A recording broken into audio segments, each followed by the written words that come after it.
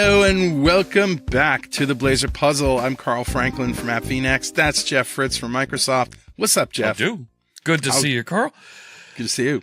It's one of those weeks where I just feel like there's so much to get done. There's a lot happening. We're right at the beginning of conference season, so all of a sudden it's like, ooh, we got to get a lot done. Yep, I feel you. I haven't seen the sun in a long, long time. What is that evil day star?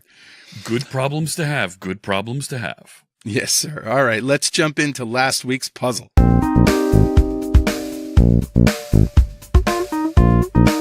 So last week, we asked you how to create a Blazor standalone WebAssembly application.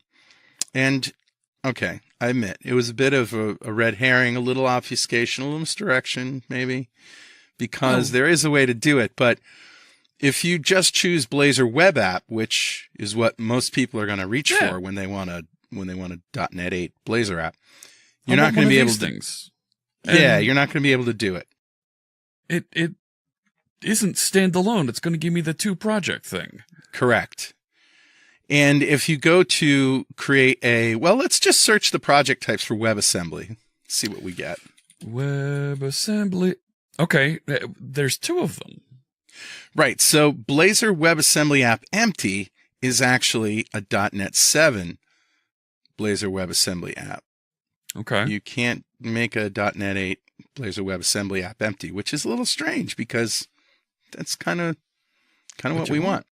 So what's this one? That's the one. Blazor WebAssembly standalone app. Okay. And with that, you can select .NET 8. Yep. The authentication. You've got all of the progressive web app stuff, includes sample pages. Nice. Like all the cool stuff that you can do in WebAssembly, and you get a standalone WebAssembly app in .NET 8. Here it goes. And I've got my welcome screen. And if I look at Solution Explorer. One project. One project. Okay. Yep. I like it. And it's .NET 8. So it's got all the new layout and the components and everything. App.razor. Index HTML. Yeah. Yeah. There's my app. Blazor WebAssembly. Mm-hmm. Looks good. So that is how you do it. Now, we did get a couple of right answers, but we picked one at random as the winner. And this week's winner is, Jeff, wait for it. All right. Andy Walter from Tucson, Arizona. Yeah, Andy. Congratulations to you. You got it. And just for having his answer picked from all the right answers, Andy gets one of these. A BlazorPuzzle mug. And he also gets, if he so chooses, one of these. Okay. A BlazorPuzzle t-shirt. And you can get one too, but you got to play to win. Right, Jeff? Absolutely. Look, we've saw a number of winners posting photos with their puzzle mug and their t-shirts on Twitter this week. It's still Twitter. I'm calling it Twitter. I'm calling it Twitter.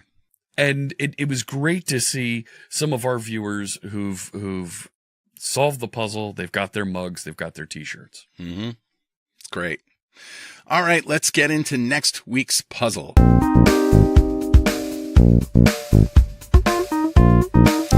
So, if you notice this is a little bit sparse looking, that's because I created a Blazor Server Web App, Blazor Web App with Server Interactivity Mode Global, and I did not include the sample pages, but I did go back and I included the Bootstrap library and modified the main layout a little bit.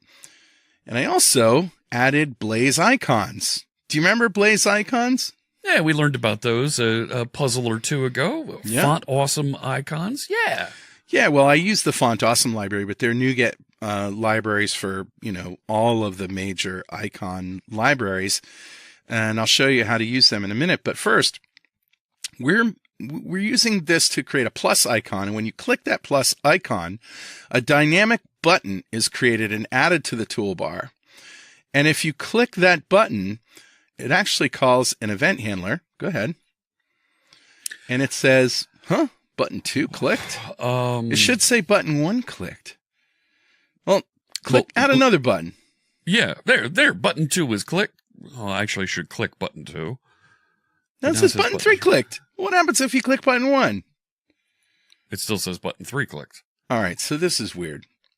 Now, first of all, we are creating these using dynamic components, right? And I appreciate that this is a scenario where it does make sense to want to be able to create components dynamically, on the fly. Hey, there's a new thing. Create one of these and add it to the collection. Yeah. Now, we can confirm, because I'll show you the code in a second, but every time you click a button, it does call an event handler. So, but the problem is that it's always showing the wrong or one more than the last button number, 1, 2, or 3. Okay. All right. So let's look at the code. So this is a toolbar. And if you know me, I've made toolbar components a lot, and you stick them up in the top in the main layout. You can see there we're using Blaze icon. Mm-hmm. And I created a little class, a style class above it to format that. It's a font awesome, regular icon, square plus. And when you click it, you get this plus clicked event handler. So this is the plus that we're clicking now. So here, plus clicked. All right. So now there's this button model. You see button model on line 75? Yeah. Let's look at that class button model. So this is just an ID, text, and a click action.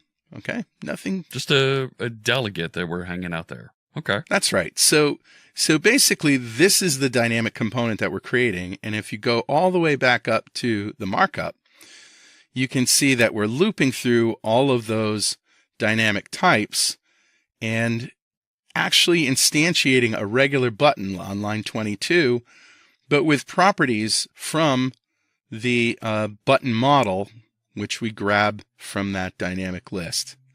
Okay. Makes sense. Okay. So now let's go down to plus clicked again.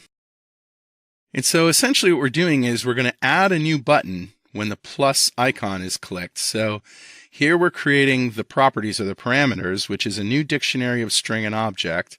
We have the ID, which is going to be btn dash and whatever the next button ID is. And that next button ID is an int that's initialized to 1, right? And you can see on line 78, we're incrementing it. And then the text is button and then the next button ID. And then the onClick action calls button underscore clicked with a message button next button clicked. Now the question is, when that button clicked shows the message, on line 84, why does it have the wrong number? I mean, look at text has button 1, button 2, button 3, but when we click, we're creating this message with the wrong number. And that's weird. Is the weirdness and the puzzle and the problem, and it's going to be your obsession for the next week.